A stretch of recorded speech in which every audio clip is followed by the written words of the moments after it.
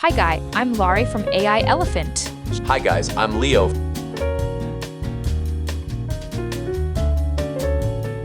Hello everyone, and welcome to this episode. Leo, have you noticed lately that top executives from Silicon Valley, from the CEO of Nvidia to OpenAI's leadership, are publicly warning China is winning the AI race? I have. To be honest, it makes me a little uneasy. It sounds like a new round of national security alerts. Are we really falling behind in AI? That is exactly where it gets interesting. If we dig deeper, we might find that this warning isn't really addressed to the public. It seems more like a signal, an SOS, directed at the US government, right as the AI bubble expands to its limit.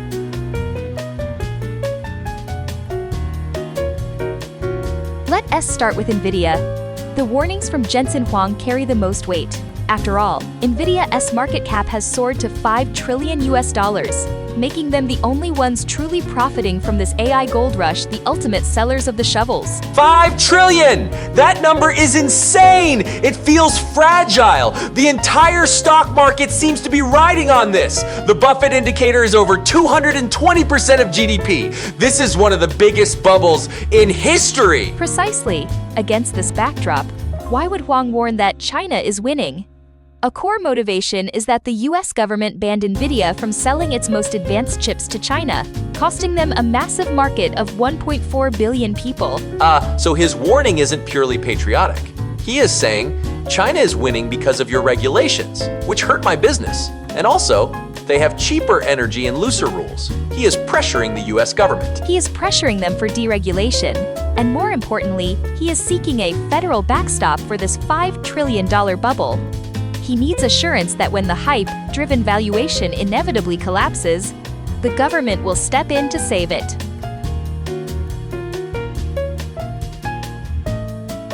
If Nvidia's appeal is subtle, OpenAI's is almost overt. CEO Sam Altman himself admitted that the AI industry is in a bubble. He admitted it. That is refreshingly honest. But I heard his executives were even more direct. Yes. OpenAI's CFO openly called for the federal government to provide federal guarantees for their chip investments. Sam Altman then doubled down in an interview, stating that given the massive expected economic impact of AI, the government will eventually end up as the insurer of last resort. Insurer of last resort. Federal guarantees. That sounds exactly like the too big to fail narrative from the 2008 financial crisis. They are openly telling us they expect a bailout.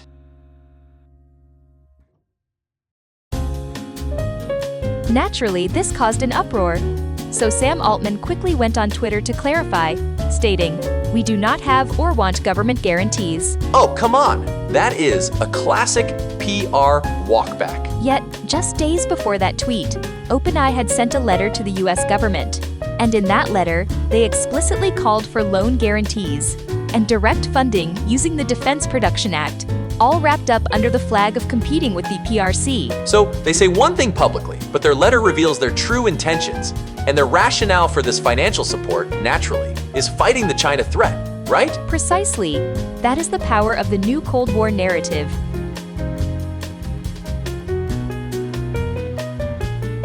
So, why this desperation for government help and guarantees?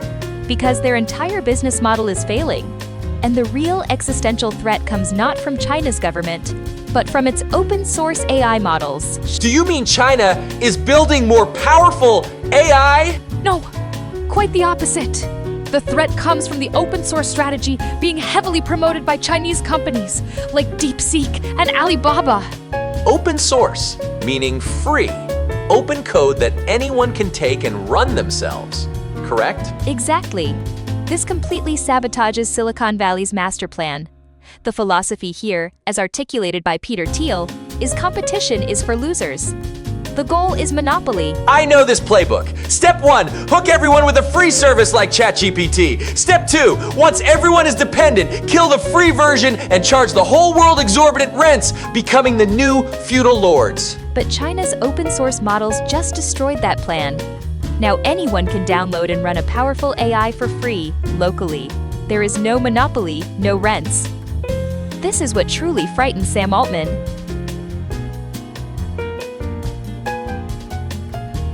Beyond the business model, there is a second, even more fundamental problem: electricity. AI computing is a massive power hog. OpenAI, in that same letter to the government, even coined a new term, the electron gap. The electron gap. Are we running out of power? It is a huge structural issue. Data shows that in 2024, China added 429 gigawatts of new power generation. The US added 51. That is over 8 times more. And in China, the grid is state-owned, designed to serve the economy. And electricity is cheap, like 8 cents per kilowatt hour in the US. It is privatized, controlled by Wall Street firms like BlackRock, who want an electricity monopoly to charge us even higher rents. So, us AI companies are facing a structural disadvantage. They have expensive, limited power, while their competitor has cheap, abundant, state-controlled power.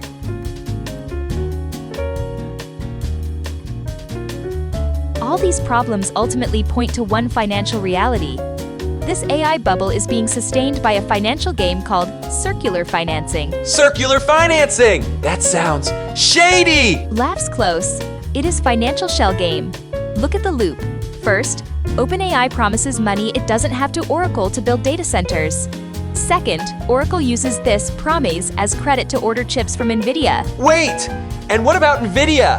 Nvidia, in turn, takes the money it earned and invests it right back into OpenAI. Oh my god! So OpenAI, Oracle, Depaday, Nvidia! OpenAI! The money just spins in a circle. No new economic value is created, yet everyone's valuation skyrockets! That is the core of this bubble.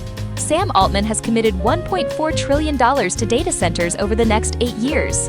Yet OpenAI's annual revenue is only around $20 billion, and the company is deeply in the red, with 95% of its users on the free tier. I get it now. That $1.4 trillion gap is the bailout they are asking for. The China threat is just the marketing campaign to scare the government into having the public foot the bill for their failed monopoly.